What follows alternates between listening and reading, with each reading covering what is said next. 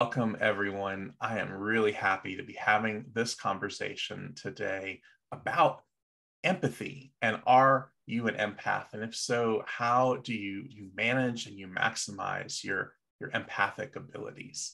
And my guest here today is Emma Ocean.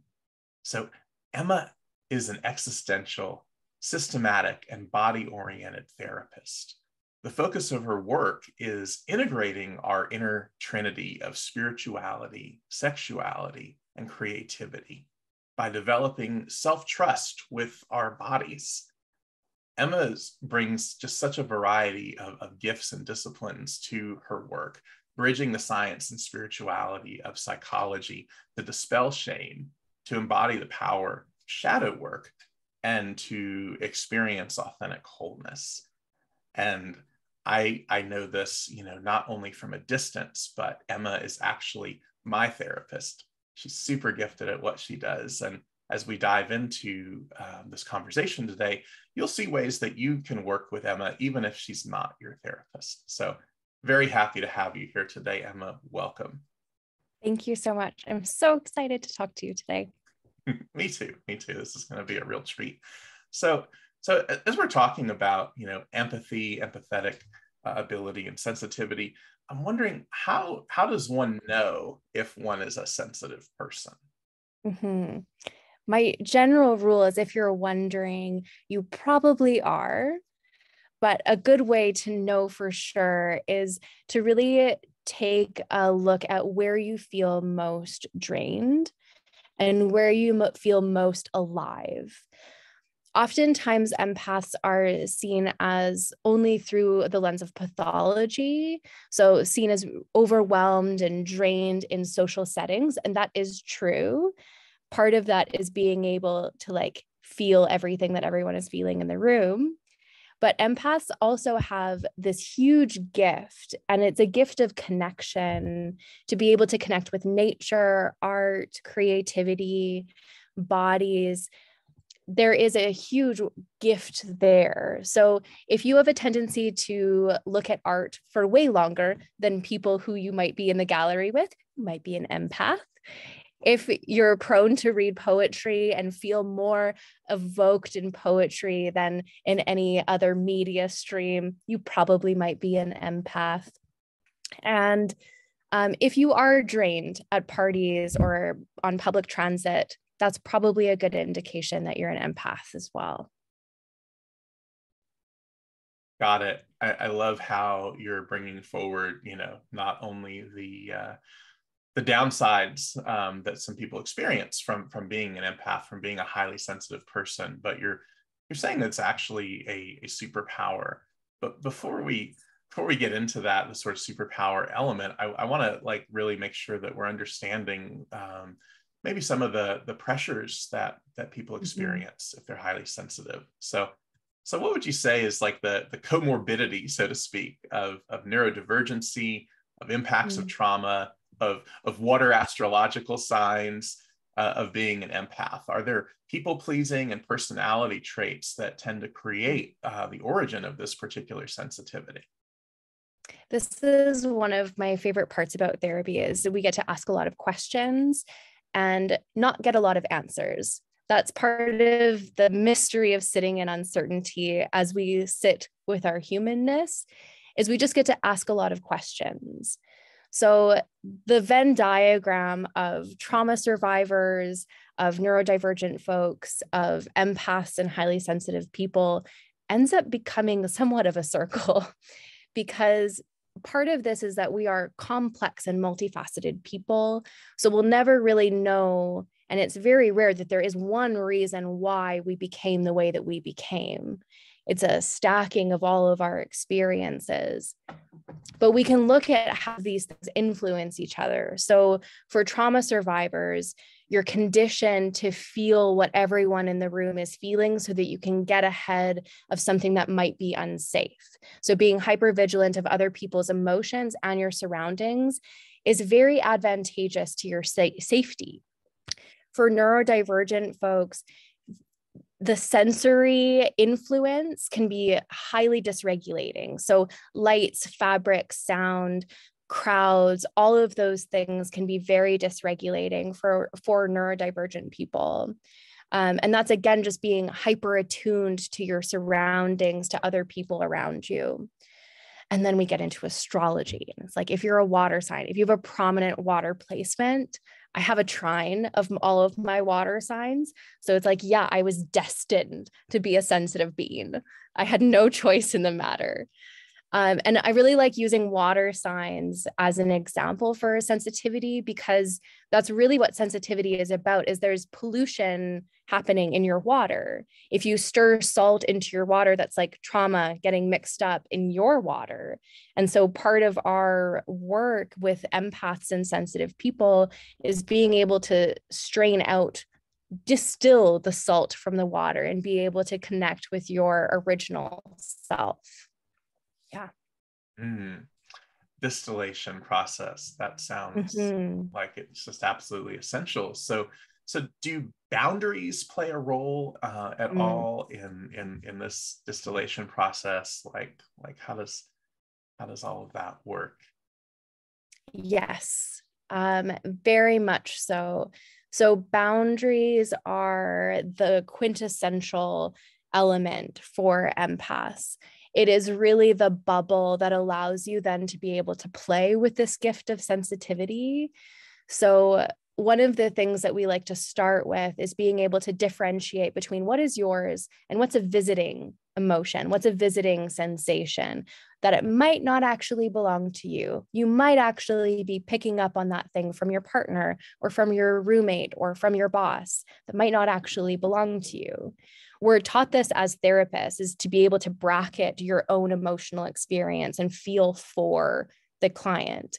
If I'm with someone who might be more dysregulated or dissociated, if they're saying something, I might feel that sensation in my body. When you say that, I feel a well of sorrow come up through my torso and really rest in my heart as a heaviness. That's what sensitive people can do. So boundaries really help sensitive people to differentiate between what is theirs and what isn't. That's more energetic boundaries. Very practical boundaries are just as important. Practical boundaries like being able to have time alone to recharge, to do self-care, to not work 11 days in a row. That's not good for anyone. But why is it so difficult to hold these boundaries? Why is the one thing that might help us if we're highly sensitive? Why is it so hard to do? I think it's one of the things when we're conditioned in a very busy capitalistic culture that puts achievement above anything else, that can make it really hard to set boundaries, to keep boundaries when we're in this culture of constant movement and busyness.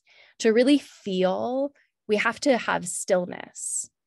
To really feel, we have to have silence to be able to listen. And when we're constantly busy, it's hard to feel, it's hard to listen. And so oftentimes we're kept really busy to try to feel normal and to try to fit into this world. It's just that we're not supposed to fit into this world. That's the whole point. I think a lot of times there is a desire to be normal, to not have the sensitivity, because we're in this culture that is really loud. And it would be easier. It would be easier if you weren't a sensitive being, if I wasn't such a sensitive being. It's just that I am. And so how can I use this as a gift for the world? Yeah, absolutely. Curious, like as a part of discerning whether one is a sensitive person or not, like the relationship of this with intuition. Like what is intuition? Sometimes I feel like maybe I'm intuitive. Other times I feel like maybe I have the intuition of a brick. So like, what is intuition, and how do we learn to tune in and listen to it? Our intuition is one of our best gifts. I like to think of our intuition as the voice of our essence being our most authentic self, the self that you would have been if trauma never happened, the self before the self before conditioning. And so our intuition is really the voice of this essence, a message from your authenticity. Our intuition has so much wisdom, but can be a bit slow or soft. It's a whisper often. And so if we have a lot of stuff piling on top of us, if we're really busy or frenetic, it can be really hard to connect to our intuition.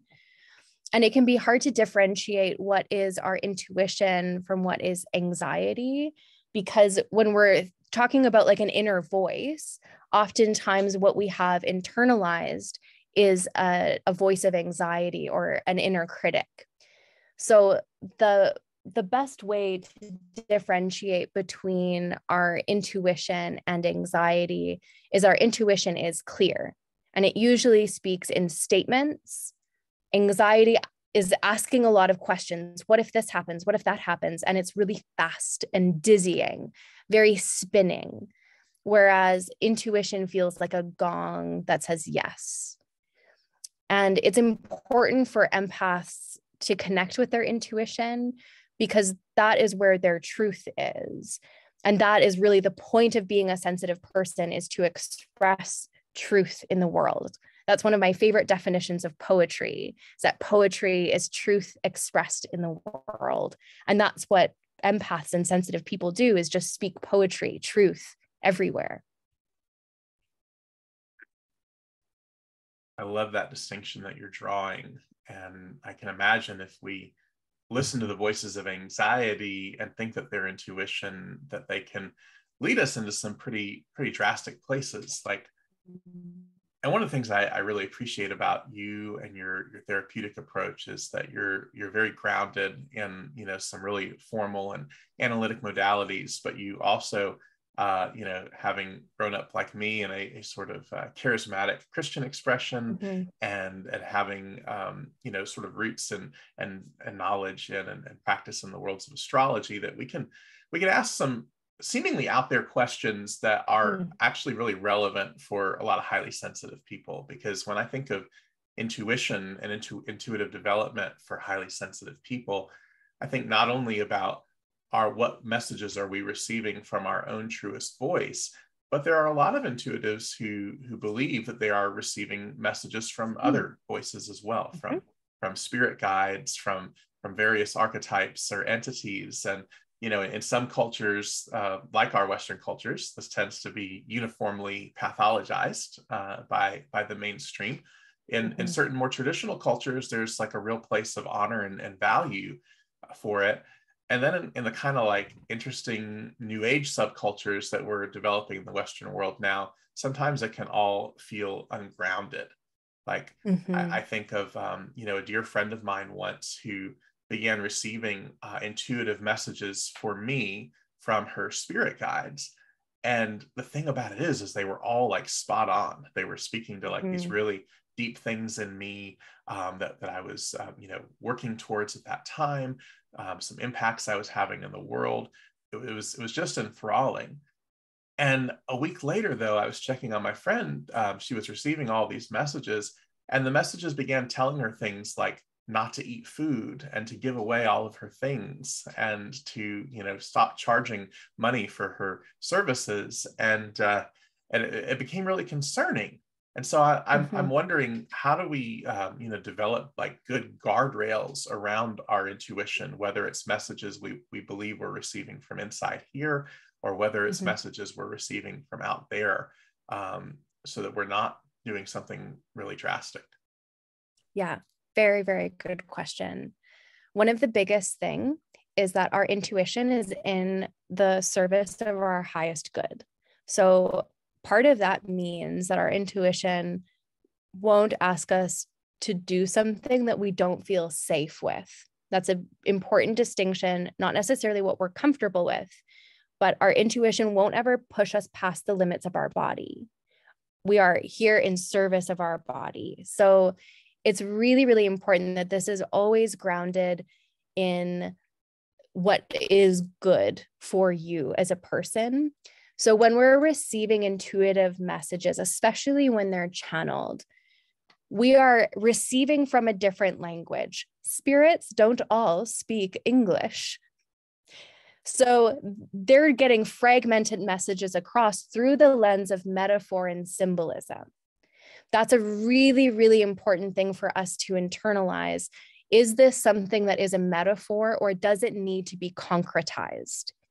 Is this something that I'm interacting with through a symbol, or is it something that I actually need to do in my life? So sometimes our intuition will ask us to do something drastic. I got a divorce because I had a dream that it was the right thing to do. Don't tell very many people that, but it was important that I did a lot of work first. It wasn't the day that I had the dream that I filed for divorce. It was a lot of work and processing of what was evoked in me in this dream. It was a dream about a war zone that I was with my dog. And so I was able to look at, okay, my instinct is telling me there's something unsafe and I'm at war here with myself. So we're always looking at it through the lens of metaphor first. So in the lens of metaphor, we get a lot of really rich messages and symbols that we can interact with. It is really important that our intuition is not on a regular timeline either. Life is very long.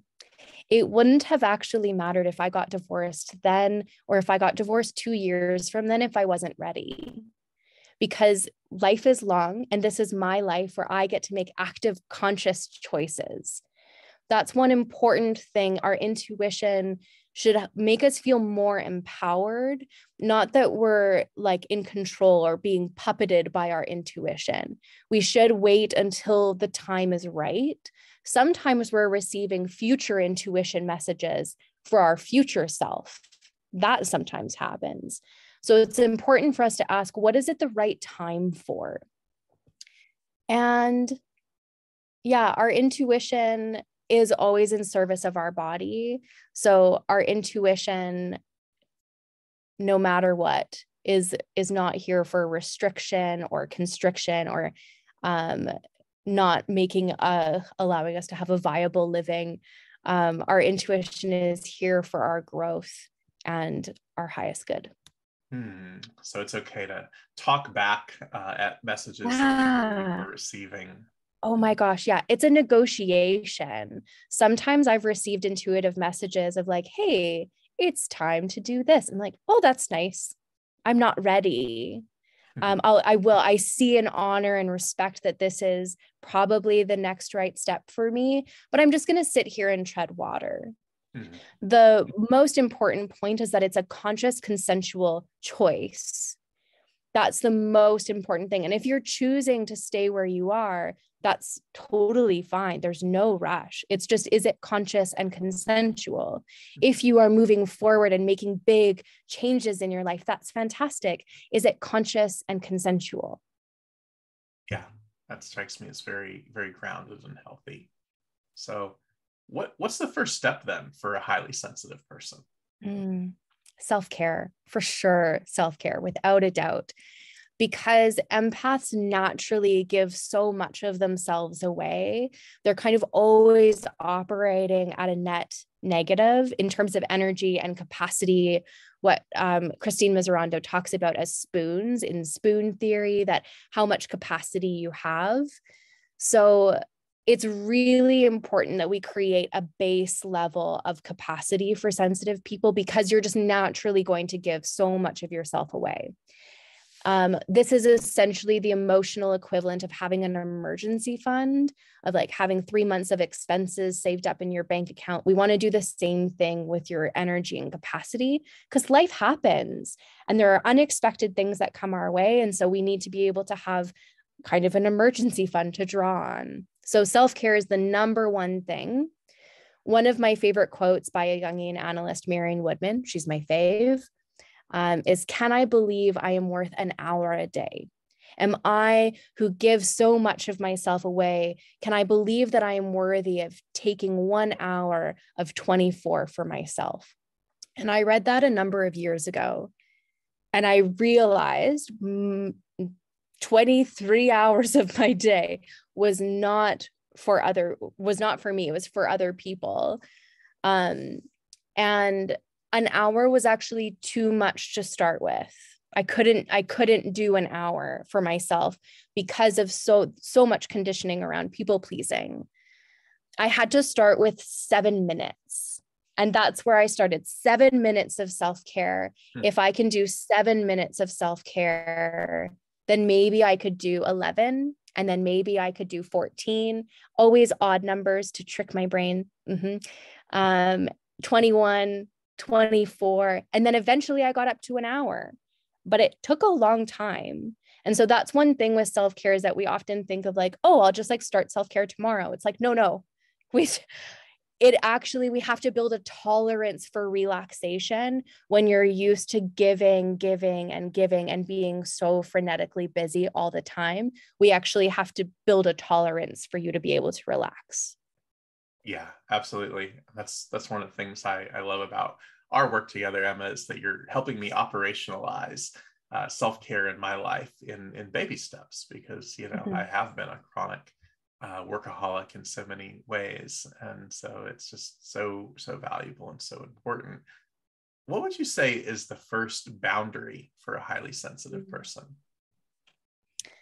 The first boundary for a highly sensitive person is to learn to change your mind, which sounds like a weird thing. It's the first step of saying no, is to realize when you said yes too quickly. So oftentimes the first boundary is saying no to outings. Oftentimes sensitive people have a laundry list of people who they see often. Most of it is out of obligation. When I was at my height of my Christian days, I would have 4 coffee dates with friends in a row. I would just stay at the coffee shop for 6 hours and go one after another. Wow. And so much of it is about your whole life is oriented towards the other. And so that's how we know ourselves, is through relationships as humans. We're attachment-based beings. We need relationships to survive, but there's such a fear of going inward. So the first boundary is usually to say no to so many outings, or to realize when you should have said no, to know that you can change your mind. And so when there's safe people where we can have that rule with, so with my good friends, we have a rule where if one of us isn't feeling it, we don't do anything out of obligation. So if one of us isn't feeling it, we might be on the way to their house and they're like, my body is saying I don't have capacity. No problem. All good. There's no hard feelings. I'm going to go home and like watch a movie curled up in bed. That's totally fine. That's a great alternative. So being able to have a safe little bubble where you can practice saying no with little risk, and you can see that your no is respected, is a fantastic boundary. This is how we listen to our body and express what our body needs in the outer world, inner outer world bridge. Yeah, that sounds so wise. And just knowing that we have permission, especially to change our minds, is yes, so valuable. As this idea of being a highly sensitive person or an empath is getting more much needed coverage in our culture, much more needed airplay, I have noticed an interesting kind of backlash that's happened. There are memes and even articles out there that's like, the person who's a self-proclaimed empath is likely the biggest jerk you know. So what is up with that meme? Is there any truth to it? And either way, like what can be done to sort of address this cultural meme of the self-proclaimed empath as actually just like a covert narcissist? Yeah. Okay. I have lots of feelings about this. One of the biggest things is that we're always looking for an identifier. So that's just part of the way that we categorize ourselves as humans, is we're looking for an identifier. And whether that's through personality tests like the Myers-Briggs, or through astrology or through labels like an empath. We're always looking for a way to understand ourselves more. And it's a lens to understand ourselves more. A lens, not the lens. That's an important thing. There is a relationship between empaths and narcissists in that empaths are often the bait of narcissists because they serve the narcissist's highest good, which is to be adored. There just aren't that many narcissists out there. Narcissist personality disorder is actually relatively rare. It affects about 2 to 3% of the population. So that's one of my gripes about armchair diagnosing. Not all abusers are narcissistic. Not all most narcissists are abusive in certain ways, but we also can't generalize an entire disorder to be all abusive. That's not humanist. We're then objectifying people. Mm-hmm. So one of the things that I do know is that empaths very rarely label themselves as empaths. Empaths, I actually find, are the most afraid of being narcissistic, which is a bit of a misnomer because narcissists are not afraid of being narcissistic. They're very okay with it. That's actually the whole point of it. If you're afraid that you're a narcissist, you probably aren't. If you're worried about it, you most definitely are not. That's the whole point of the diagnosis. So empaths, the biggest trick that a covert narcissist will play, you will be able to feel energetically. And this is it's a hard thing. It's an intangible thing to explain, but this is what we call energetic vampires. And that is what we would call narcissists are energetic vampires. Empaths are the supply, and that is the relationship between the two. I think it is an important thing that we hold all labels and identifiers for ourselves at arm's length. That I am a Capricorn, but there are certain Capricornian traits that I don't identify with, and that's okay. I think sometimes we can get too headstrong into how to understand ourselves, and it's important to remember that they are just a lens. They can't conceptualize our whole being. We are so complex and multifaceted. So I think overall, narcissists are just such a small part of the population. And we needn't be afraid of them also. People are people, and it's important that all people have compassion. Yeah. Thank you. That makes a lot of sense. As people are maybe sort of tentatively coming to grips with, gosh, I think I am highly sensitive. I think I am empathic. I'm wondering how our current hustle culture negatively contributes to the well-being of empaths and highly sensitive people. Yeah, consistently what I hear from empaths, especially right now, is this feeling like ordinary things shouldn't feel this hard. Ordinary things like feeling like doing my dishes shouldn't feel this hard. And it's because there is this overwhelming pressure, and it's a somewhat intangible pressure. Our generation is very interesting because we have connection with more people than have ever existed on the planet before. And so our attachment woundings and how we understand ourselves through relationship is wildly different than it ever has been.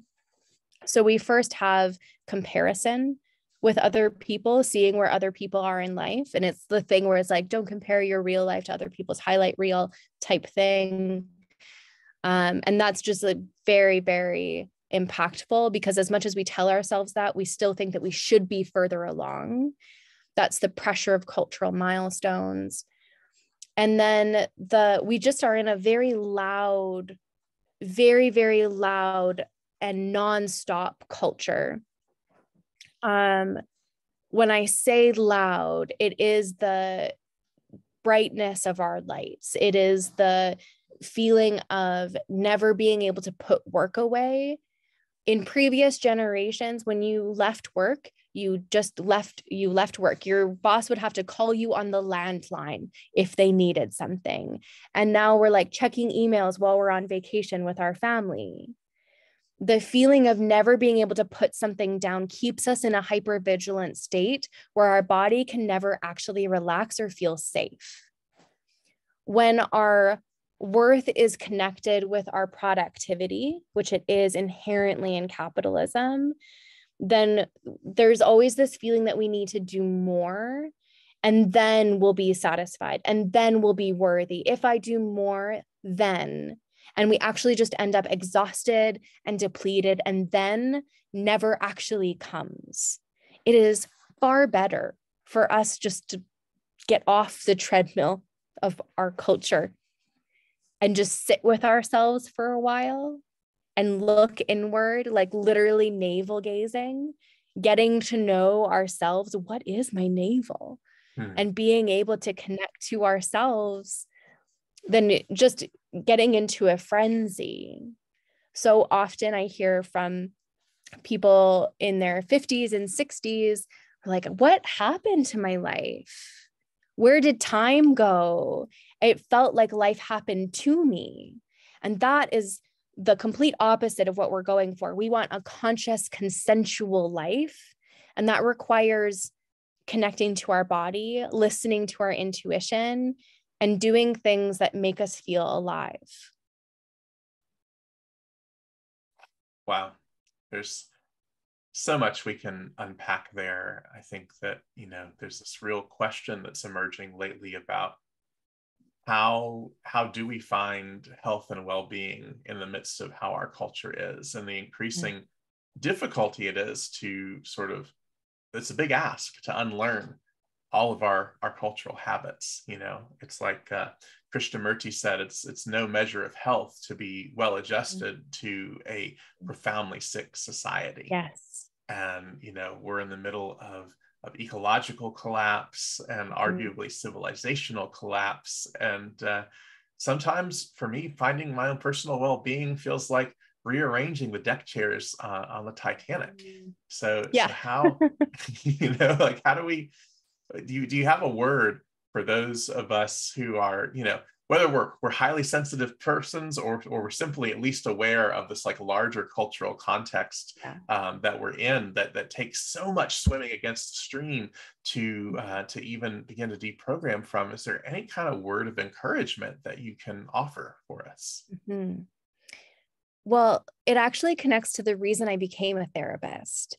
I actually started my education in political science because I wanted to create change in the world. And I thought top down would be the way to go. And I took my first poli-sci course and I was bored out of my mind. It was so boring. And the thing that really enlivened me, the thing that really made me feel passionate was talking to people. And so I switched into psychology because we are a microcosm of the macrocosm. And so when change happens in here, change happens out there. There is so much out there that is outside of our control, which can make us feel powerless and overwhelmed. But what we do have control over is in here. And this does have an impact out there. We know it from quantum physics. We can see it in the world that when people change, the world changes.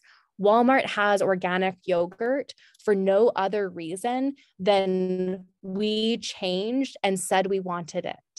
That is how change happens in the world. If we are connected to ourselves, so one of the things that I love about embodiment is that if people actually got embodied, capitalism would fall apart.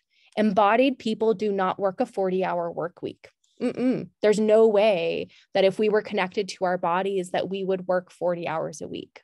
So the best thing to do in the wake of a collapsing world, it can feel trite, but we are part of the earth. We are part of this ecosystem, and part of taking responsibility for the ecosystem is taking responsibility for ourselves and our bodies.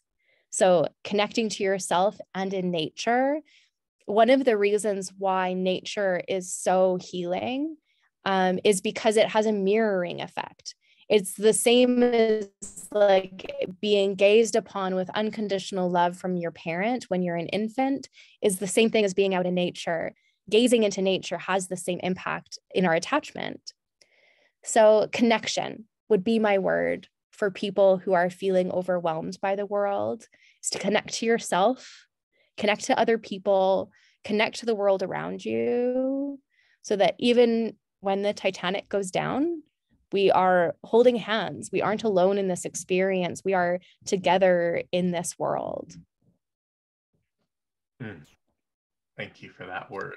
That's very, very touching and helpful, with all respect to, those who are called to work for change on a systemic level, especially for these folks, like being able to witness and then to compassionately begin to shift our inner states, I think is so valuable and so important. And what I love about your blossoming in this past year or so is that you've begun to reproduce your insights, beyond what you are physically capable of as a human working one-to-one with people. You've developed this entire lovely ecosystem of courses for folks to take. And I want to spend a little bit of time here as we're wrapping up to talk a little bit about two of them. And, the first one is a course that, if this material calls to you, you can actually take for absolutely free. It's a shame masterclass. And can you tell us a little bit about the class? And then we'll talk about how folks can get free access to it. Yeah, it is a high impact, low commitment, 15-minute video and a 25-page workbook that goes through what a shame spiral is and how to intervene in it. So it goes through all of the steps that a shame spiral goes through, where to intervene and how to intervene, so that you can take notes when you're having a shame spiral and intervene, kind of like, it's like first aid for yourself for shame is the best way to explain it. And then the workbook goes through deepest fear inventory, what conditioning has impacted shame, and then again, the how to. I'm a Capricorn, so I'm like a big on like how to do this though. Shame is something that is such a ubiquitous human experience that it's really important for us to have the tools and the know-how to be able to address cycles of shame with compassion to ourselves. And yeah, one of my favorite quick little shame tips is from Frank Warren's Post-Secret compilation of voicing what brings us shame through something that is externalizing and normalizes it. And that is the part of therapy that works. So if therapy is not accessible or affordable, buying postcards are affordable, and writing the things that bring you shame is the best way to start. Absolutely. Sounds wonderful. What great practical tools we can have to interrupt the pattern of our shame spiral and compassionately witness it. I've certainly benefited from your deepest fears inventory. Love that you're making this accessible. So how can people get access to this free shame masterclass? Free shame masterclass is on Teachable, and it's connected as the free gift when you subscribe to my Substack. So if you subscribe to my Substack, weekly insights of all of the things that are rolling around in my brain. So I like to say it's like the closest thing to an MRI to being inside my brain, which can be harrowing, but it's very, very fun.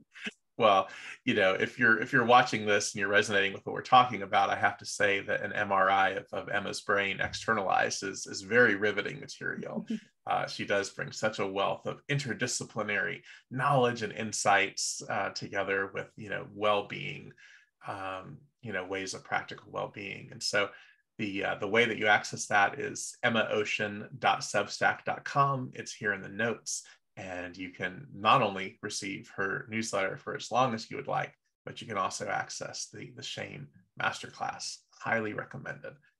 Now, the other course that you're highlighting right now is more in depth.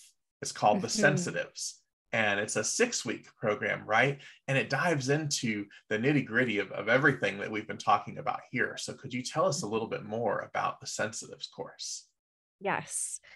I take the adage, be the person who you needed when you were younger, very seriously. So that is how this program came to be, is me doing the thing that I needed when I was younger. So it goes through the 6 steps of how I connected to my sensitivity with boundaries. So we start by listening to your body's needs.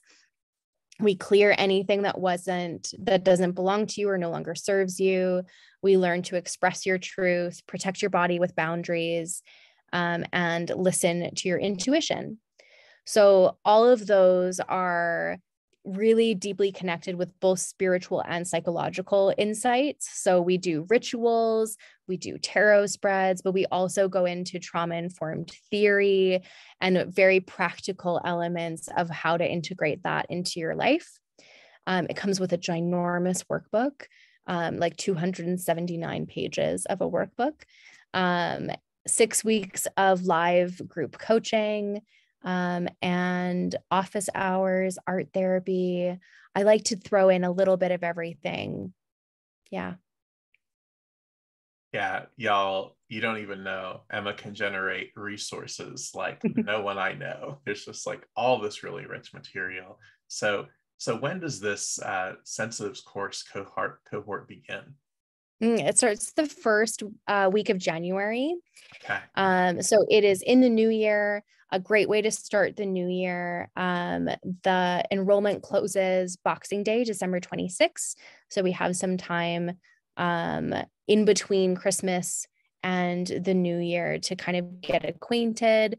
And then we start sessions in the new year. It's a great way to start the year and kind of decompress from the holidays. Beautiful. So exciting. If you want to check out the Sensitives more, or if you're sold and you definitely want to enroll, go to zirconiumhealing.com. It is also in the notes, and you can dive right in. Well, Emma, is there anything that you would like to leave us with? This has been such a rich conversation. Yeah. One of the things I would love to leave you with is just an encouragement that sometimes we have to work really hard to be soft, and your softness is worth it. You can be soft even in a hard world. And sometimes we just need to give ourselves permission to show up as soft, and permission that will protect ourselves in our softness, even in a hard world. Thank you so much for that good word, Emma, and for your time here today. This was so lovely.